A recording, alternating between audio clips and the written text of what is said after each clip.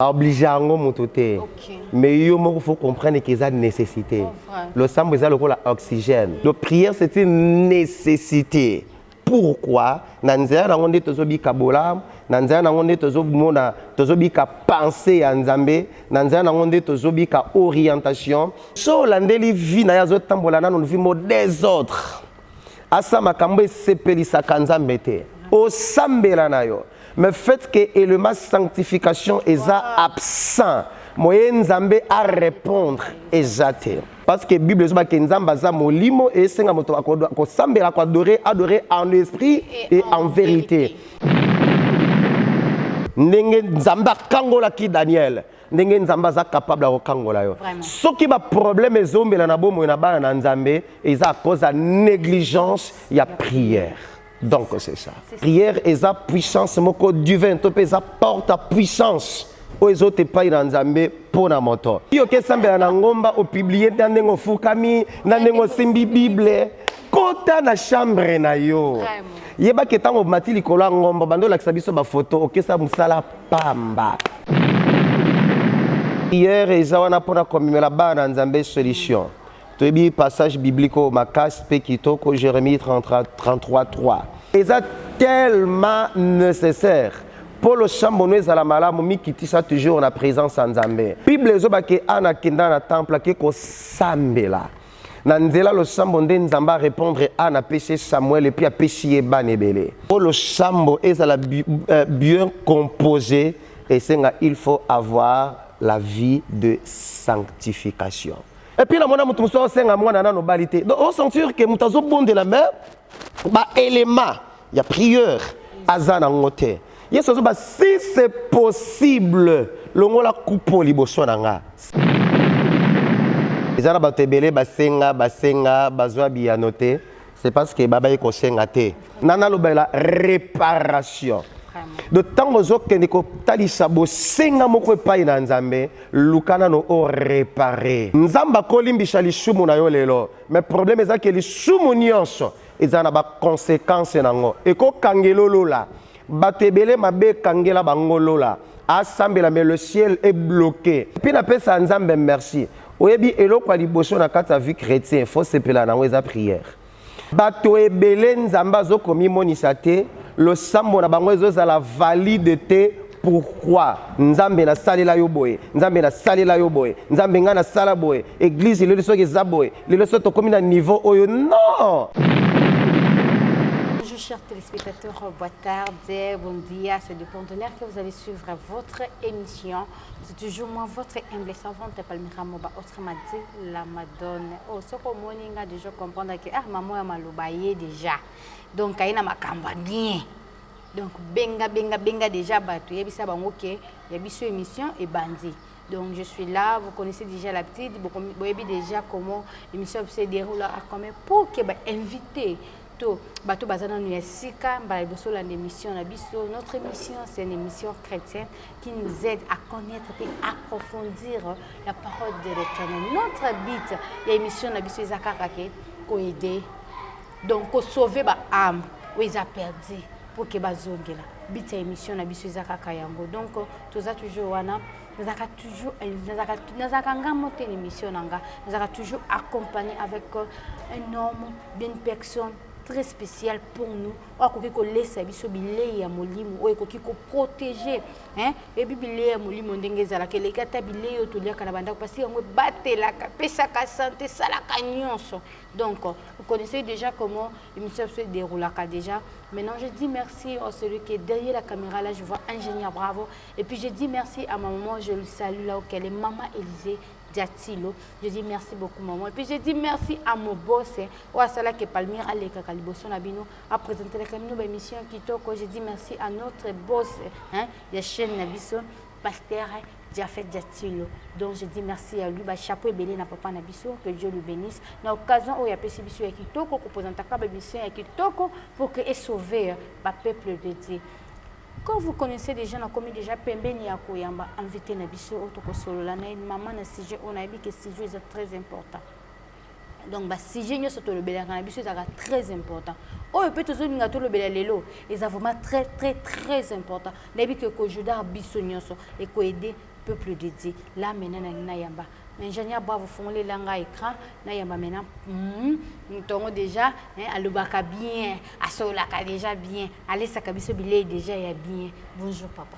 Bonjour Maman Palmira, ça va? Ça va très bien papa, j'espère que vous allez très bien. Non, Nzamba Zobatela et c'est mon makasi comme on a bien. Nazomona ba peuple de Dieu bazolo ba trop papa nazolo ba kitoko ate ba tozomona ba message bazo komela biso bazolo ba kitoko ba prédication na kitoko nyonso kitoko. Vraiment. Donc ils ça déjà bien parce que tant ça t'a sauvé mon côté à travers le lobano moko un moko peut être sauvé. Donc Isaiah solo. Yango penda tozo eza bit penda ya émission na biso ndebo senga kina yamba lisusu papa na yambie lisusu. Amen. Et puis ka koloba lisusu kitoko. Amen. Donc yango tenginga tolobela sujet na biso eza très important. Amen. C'est quoi la prière? Batebele to sambela kana biso to boma kana biso banzo to mato ebite prière ezani. Pourquoi to sambela? Donc batebele ba ebite. Donc yango to mito sola pena papa à faire comprendre biso c'est quoi la prière. Sujet na biso ezakaka la prière. Mais to approfondir. To ba penda ezalaka ni yango prière yango kaka. To yeba. Mais na papa to ngito yeba c'est quoi la prière? Parce que maman na si jeune habitude aux lobela, c'est sur la prière. Maintenant ton papa, c'est quoi la prière? Ok, merci. Mbote na bara nzambe nyonso bazana bo mission kolanda biso. Et mbote na notre prophète Papa Levi na linga kabino mingi. Vraiment dernièrement na oti kozwa ba encouragement par rapport à l'évangile. O wapi mosala tozo kosala pona lokumu na nzambe. Nzamba pambola bino Papa Levi. Prophète Rankolo, ouapi betona ebele bazobi kangolo nanzambe. Alors, on est là, notre papa Levi. Alors, c'est quoi la prière? Bien aimé, on a quand même un peu prière, on a 3 définitions.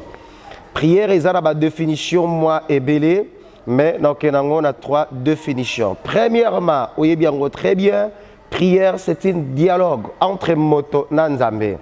Ndenge tosolaka moto na moto alors envers Dieu biso to benga mpenza li cholote mais to benga ngo prière.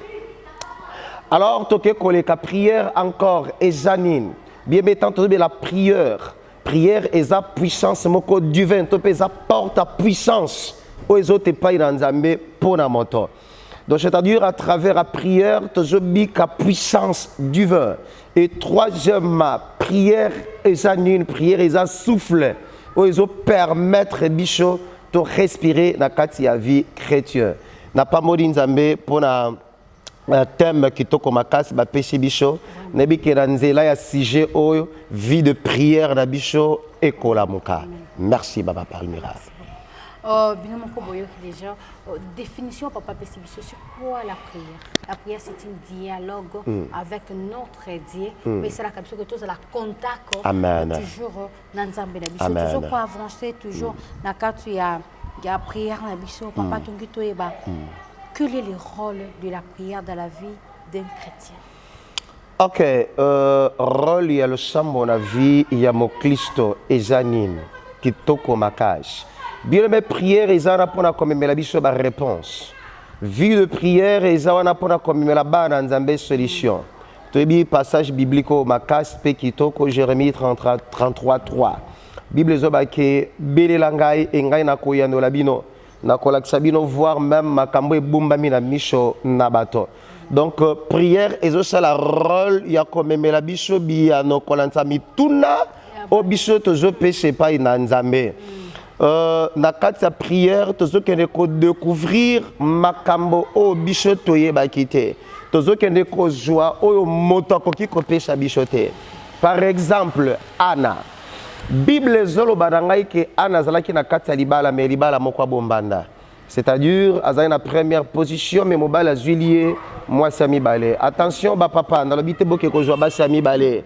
Bible zo orienté biso tanke ba na nzambe kumbila na mwasi moko epi kolinge makasi. Amen. Alors Bible zoba ke Anna zobota te, peni nazo seka, Anna zo tcholama, aebisi mobali nga pena na posa mabota, nazo comprendre que mutape sa mabote za la mobilité et za la kande nzambe. Anna s'est décidé alors que il faut na bele la nzambe. Bible zoba ke Anna kenda na temple ke ko sambela. Na nzela lo sambo nde nzamba répondre à na péché Samuel et puis à péché banebele. Alors la prière est ça comme même la biso ba solution kolandisa mama kambo ezo déranger biso. Lelo ezana bana nzambe belé bazolela. Pourquoi vie de prière eza moke? Ezana bana nzambe be ba passer na ba choses difficiles. Pourquoi?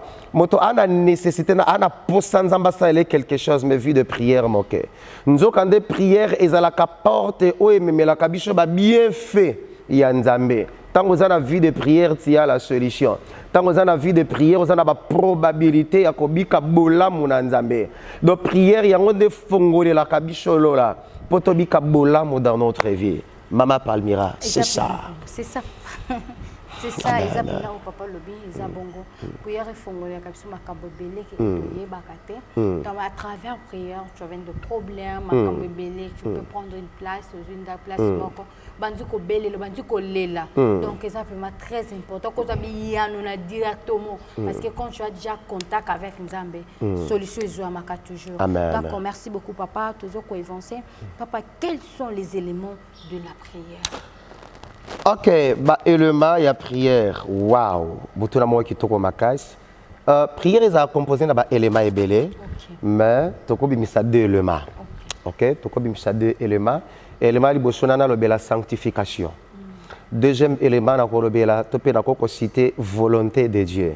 Parce que pour le chambo est bien composé et c'est il faut avoir la vie de sanctification. Bible zoba ke to sambela nzambe moko azamo santo et zo shenga moto zo poussa na présence nzambe il faut azala mo santo. Shoto tangi na mokanda na Esaïe chapitre 59 verset 2. Bible zoba ke loboko na nzambe zala mo kusete po ezanga ko opérer. Matoi na yepe ekangama te. Mais problème ezanini. Iniquité na vie à batonde zo kende ko la séparation entre moto na nzambe. C'est-à-dire que moutonio soit sambela. Mais ce que le problème est anen. Ce qui est élément au babengi sanctification et zangi na kata prière. Bien aimé. Et que ça là que le chambo ane comme abomination. Abomination est la kishinin et ça est le quoi peki sami. Donc c'est-à-dire manque à sanctification ils ont représenté transgression de l'homme contre la loi de l'Éternel. Et ça n'a pas été belazo sambela. Seigneur sungangai, Seigneur j'ai besoin de toi. Visiter vidangai, na la poso sel angai boye. Mais so landeli vi na yazo tambola na nous vimo des autres. Asa makambo sepelisa kanza mbete. O sambela na yo. Mais fait que l'élément sanctification est absent. Moyen Nzambe à répondre exactement. 2 Chroniques, je crois, chapitre 7, ok, verset 14. Bible zolo banabishonien. Soki peuple o ba bengami na kombo na ngai, ok, ba mikitisin ba luki ngai Nzambe nde na ko répondre bango. Mbe ayanola kabato ba se sanctifier. Bato bake komi buli shamana sena makila na Yesu Masia. Et ça tellement nécessaire. Pour le chambonné zalamala momi kitisa toujours na présence en Nzambe. Reconnaître que au botami na nature moko ya lisumu. Il y a faiblesse. Alors que l'ingate au bandi le chambo mi kitisite au sengi bolimbishite au sopi mote mate liboso na Nzambe. Alors deuxième élément nakei comme on a eloko babengi volonté de Dieu. Yango zomona même Yesu Masia tango zoko enseigner Nzamba pambolo pona sujet o kitoko makasi. Wana penza lo beli penza etenyonga na lingaka prière. Bolimbisa moi na Nzambo linga prière c'est ce qui n'a de comprendre intimité avec Dieu. Volonté de Dieu. Et ça na ba Nzambe belé azo sambela mazali banda volonté Nzambe. Yango zo mona tango ba ekoli batoni Jésus Christ enseigne-nous à prier. Et puis na pesa Nzambe merci. Oyebi eloko liboso na kata vie chrétien faut se pela na weza prière. Baye kodi batuna Yesu te ke lakisa biso comment prêcher, lakisa biso comment évangéliser. Non. Et le quoi liboso baye kodi bazoto na Jésus Christ enseigne-nous comment prier. Mais tant que Yesu zo lakisa bango abimisi moko ba élément encore. Volonté na yo eshali manase lolenge moko likolo. Obi tango sambela kolingaka te o mema posa na yo liboso na Nzambe. Mais lingaka osiyeba to pe osenga posa ya Nzambe na vie na yo. Il y a des choses au sein de Nzambe, ça c'est la volonté de Nzambe. Il y a Jésus-Christ na Gethsemane azo sambela. Bible dit que motoki na ye e komi makila. a commis qu'on sentir angoisse. Abi Père, si c'est possible. Abi sozo sambe la kolbate ka nzambe saelanga. Abi sape nzambe so eza possible. So eza mokano na yo saelanga. Pourtant muso ozo senga libala poto menzamba mondo libala Afrique. Est-ce que tu vois? Et puis la mona mutu muso senga mwana na no balité. Donc on sentir que mutazo bon de la mer ba élément, il y a prière azana ngote. Yeso zo ba si c'est possible. Longola coupo liboso nanga. Si c'est possible. Nasuka bakisi mais et ça le ma kolandisa ma volonté nanga été mais ça la ma kolandisa ma volonté na yo. D'autant que sambela kolingate otia volonté na yo liboso mais taka volonté na nzambe. Pourquoi? Faites que tozoko insister nzambe na ba prière moko eza libanda volonté na ngozo na tozo ba déception. Na senga nzambe nzamba apesa ngate na sali ba jeûne na sa ba sacrifice na pesi ba action de grâce na pesi soki ba nini non nzamba lokuta te nzamba déceptionna ka moto te. Problème ezande que tango zo sambela linga oza na kati ya élément ba bengi volonté de Dieu ndene teni wana lishungi na nzambe ko zanga te kota lishama. Amen. Amen. Amen. Amen. Amen. Vraiment. Gloire au Seigneur. Très important. Amen. C'est très profond vraiment. Tu dois avoir des éléments où ils ont en présence ensemble. Amen. Parce que quand tu pries, vous avez déjà papa tu dois parce que ensemble mokaza ça. Et puis faut analyser sous-monter donc au miki ça non liboso. OK, vous avez la contact bien ensemble, c'est vraiment très important. Et puis c'est très profond pour na biso ba o to linga ko sambe na ebi yo poza na ndako linga ko sambe la makasi. Mais foyer baba élément oyo okoki ko sala pour que ozala bien et puis prière na yo ezala exaucer et pas ensemble. Amen. Tozo continuer na émission na biso. Tozo koba si koba na émission na biso na maman na CG na biso kitoko o papa zo laisse biso vraiment tozo kende toujours libosa.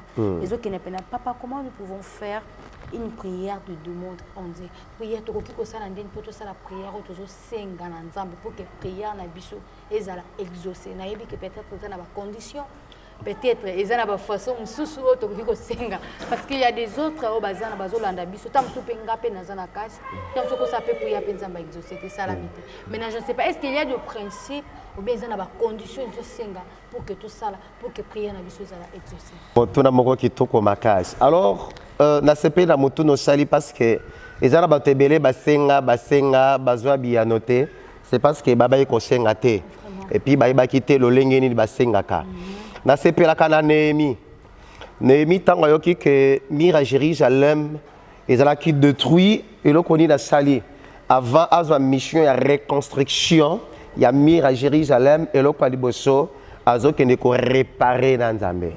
Bien aimé, jamais okoko kotsaka demande pas na nzambe na posa boye nzambe saela libota nga boye nzambe sala boye non zonga kanano na source zonga na libota zonga na passé tala nini makambo eleka esepelisaki nzambe te nana lobela réparation de tango zokende ko talisa bosenga moko epai na nzambe lukana no o réparer Néhémie azako senga nzambe yoka ba papa na biso mawa batambola ki mabe bien aimé mabe ekenda kokotsa biso na état moko ya incapacité mabe e blokaka mabe sala kaete atanzamba za na posa salo bolamo moko boy moya sala ngo ejate alors tango zo bondela eloko liboso luka réparation entre yo na nzambe luka boyo kanina nzambe Néhémie aluki boyo kanina nzambe après nzambe a exaucé bisi kende ngana kozala na yo batebele bazozo ba échec na ba projet na bango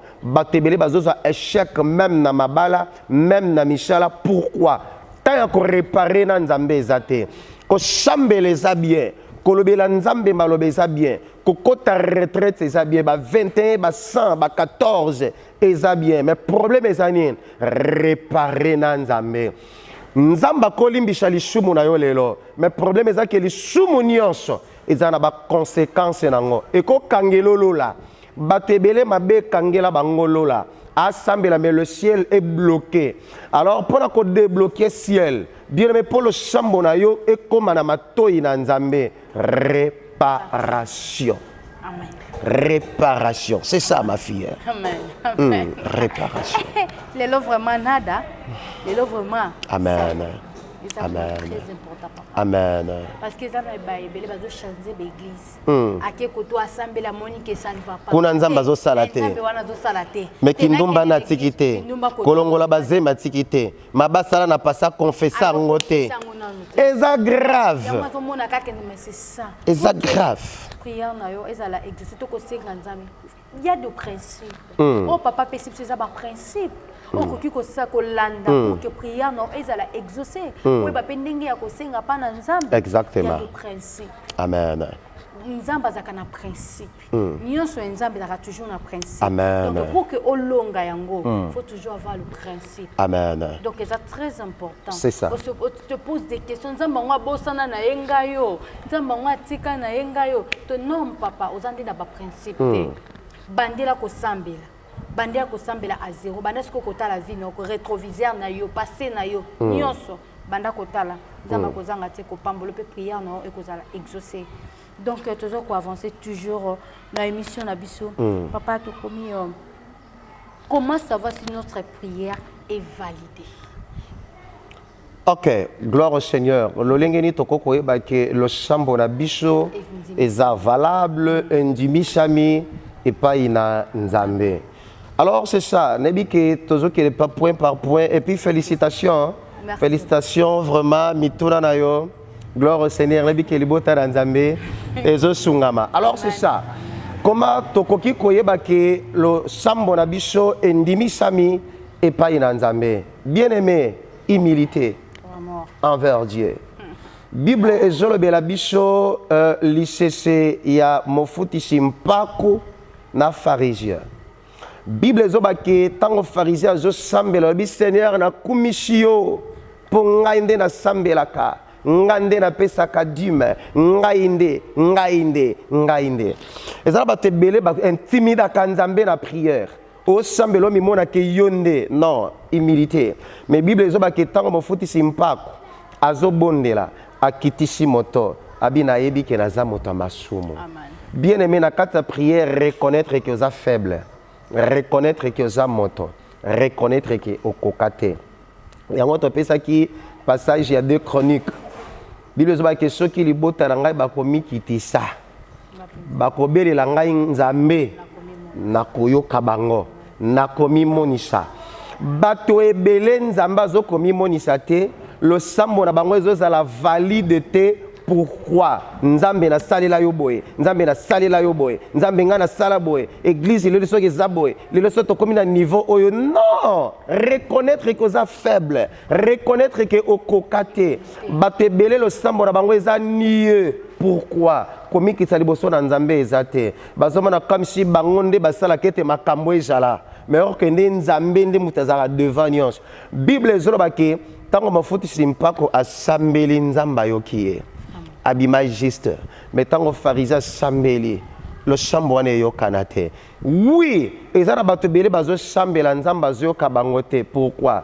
Humilité ezalaka envers moto te envers basali na nzambe te envers ndeko te mais prière na yo il faut esalema na kati na komi kitisa nyonso reconnaître que oyo za eza fort na yo te oyo salaka eza na makoki na yo te mais eza na ngolu na nzambe.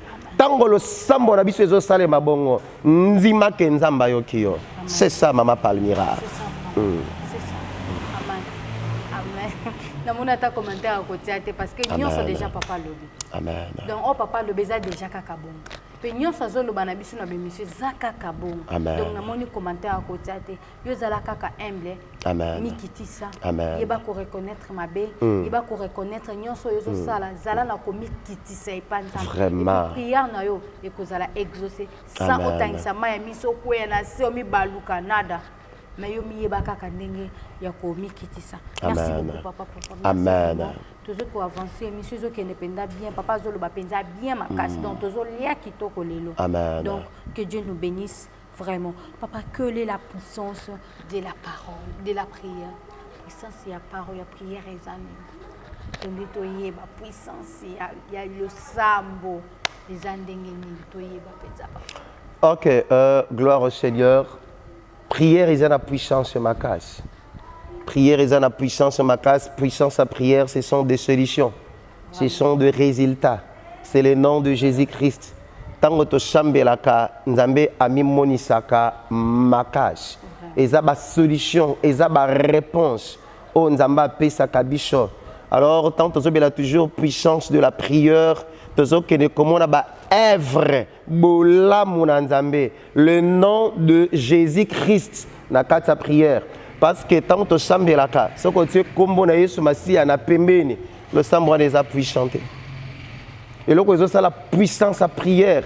C'est le nom de Jésus-Christ de Nazareth. Bible zoba ke nyonso boko senga na kombo rangai et ko pesa melabino. Alors tant ozo bondela ozu le nom de Jésus-Christ au tsepemben. Prière wana ezo comme impuissant. Alors pour Nzambe a exaucé pour sentir que non na bondeli et puis na biki bolamu na Nzambe na bomo irangai. Ko bosana ka le nom de Jésus-Christ attaque comme kete. Amen. Hein?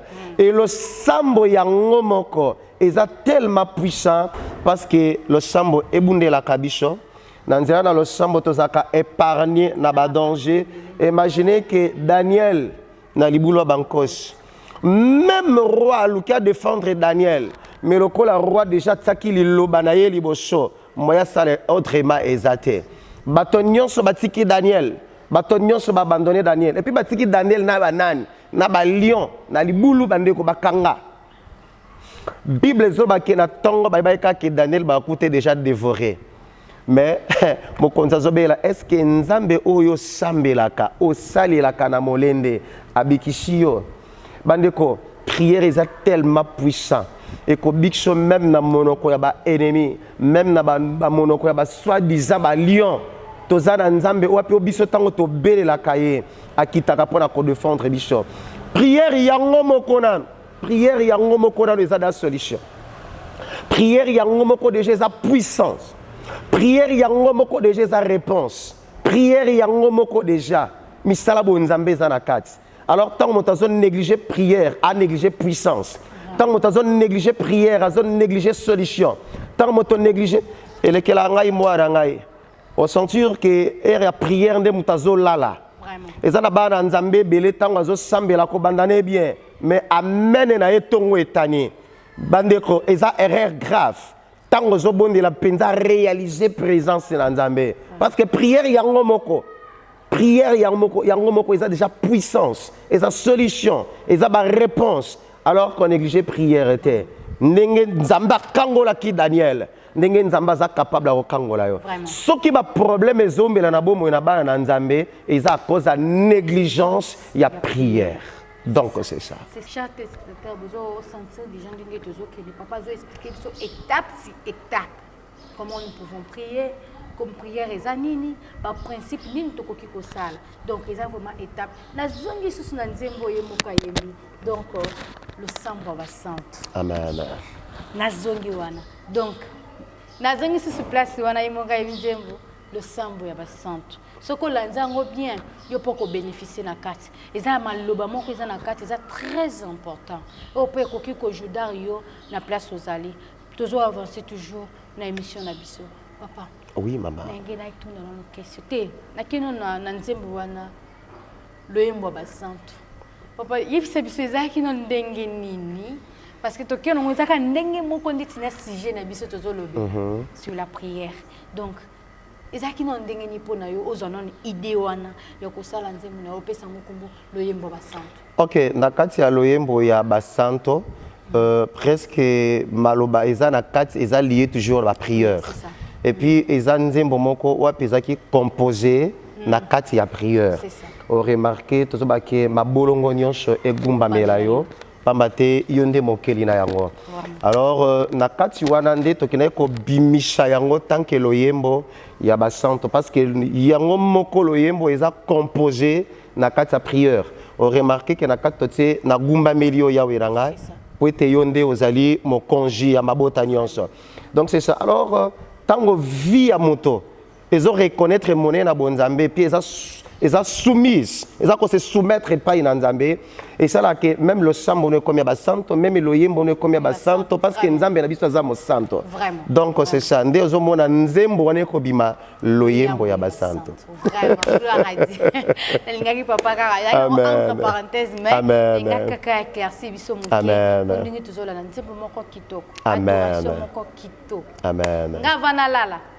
Loyembo basanto. Dans Loyembo basanto. Les adorations encore kitoko pour que Dieu bénisse. Amen. Papa Moloma kaso continue toujours pour édifier biso ba oyo tozana c'est ma kolo ya nzambe. Amen. Merci beaucoup papa. Donc on a posé question papa, est-ce que la prière peut équiper un millier to je ne sais pas si je peux dire comment. Est-ce que mutu azosambela na ngomba, azosambela makasi nzamba koyeki na facilité koleka mutu azosambela na église to mutu azosambela na ndako. Est-ce qu'il y a une différence na kosambela to équipaka millier place kosambela? Bon, prière, il n'y a rien à voir avec millier. OK. On peut remarquer Daniel a sambela na kati ya libulu ya balion. OK. Et kaka wana te Jonas a sambela na kati ya libumu ya mbisi. Et ceux qui wana te, on peut remarquer que même na kati ya prison baye koli babela nzambe. Alors conception koloba ketne pour nzamba yo kanga bien fona batana ngomba parce qu'on est baraté so batu bakanisa ke ngomba nde yango ezaka pembe na nzambe ou bien bolimi na gêner mototé ngomba te mutoko memba yo pene pene na nzambe. Mais en réalité eza intimité na yo personnelle envers Dieu. Parce que mutaza na hôpital so abeli nzambe nzamba koyo kaye nebite batu bakanisa kete fona sa sacrifice fongunge swanga po nzamba yo kanga te ezali kamba ngungi te ezali kamba malili te eza obi bible so baki osana posa osambela kota na chambre na yo et puis bondela nzambe en secret. Lelo biso bato to komi koluka to bandi ko luka durée moi ba conception moko boya biso moko kaka c'est pas ça. Osana poso sambela intimité na nzambe ana zoloba to ko banda ko sambela na ndako na nga na ko sambela yango moni ezala bato mosusu bazomata na ngomba mais fait que bazomata po bamonana po bato bayebaki amataki ngomba nzambe alobaka na ngomba te et puis okesambela na ngomba opiblie na ndenge ofukami na ndenge osimbi bible kota na chambre na yo yebaki ntango omati likolo ya ngomba bandolakisa biso bafoto okesa mosala pamba. Pourquoi? C'est-à-dire que dans ngomba na ozaki na intimité na nzambe te okota na chambre te donc ngomba na yo ezaki biso nyonso to mona yo osa musala pamba même na casa de bain onko sambela na chambre na yo na salon na yo na kati église partout ezaka que concentration et puis réaliser présence en nzambe. Il est là babenge Emmanuel nzambe na kati na bato eskane so mutu aza so bando sambela Dieu il est là. Bible dit que ceux qui batomi sato tomi bale basangai na kombo nanga naza kati na bango nzamba azalaka na ngomba te et puis to elonga na bomesano lokola Moïse amataka ngomba lelo ngomba na biso c'est le Seigneur Jésus-Christ. Ce qu'on réalise présence il est là. Tu ko kufa malili na pekso te ki okoke ngomba te kende ngomba eza bien okuta moi silence mais ça va na chambre ne peut silence eza. OK? So ke ngomba kende mais nzamba yo kaka moto partout. Gloire à Dieu, vraiment.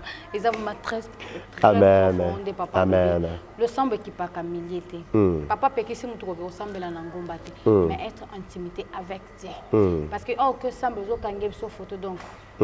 Zaki na onka ka publicité parce que ko semble et mon dans le secret. Zo semble dans les secrets au kakinda kuno muke dans les secrets entre yo na nzambe. Tout ça yo kate.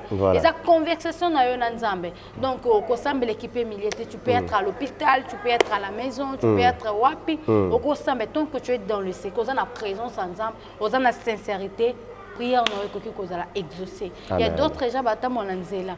Asani a contraire, ils ont nzela, mais ils ont nzela, mais ils sont en train de prier.